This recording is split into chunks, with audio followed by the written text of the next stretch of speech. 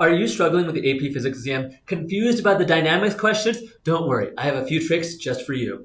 Firstly, these three equations right here are the equations you will find on your best friend, the equation manual. However, they are not nearly enough. Firstly, your equation manual doesn't have F and I clearly indicated as final initial. They keep stuff in the form of delta x and delta x 0.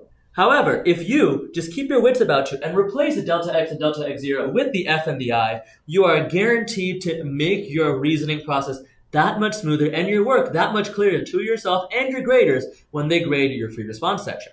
Another thing you must take care to introduce is that the last equation right here is not on your equation sheet. All you have is this VI times t plus 1/2 AT squared, meaning the initial velocity times time plus 1/2 acceleration times time squared. What a mouthful. However, you should also care to note that the final velocity times time minus 1/2 AT squared, which is just the same equation as top, but instead of the I, we have the F.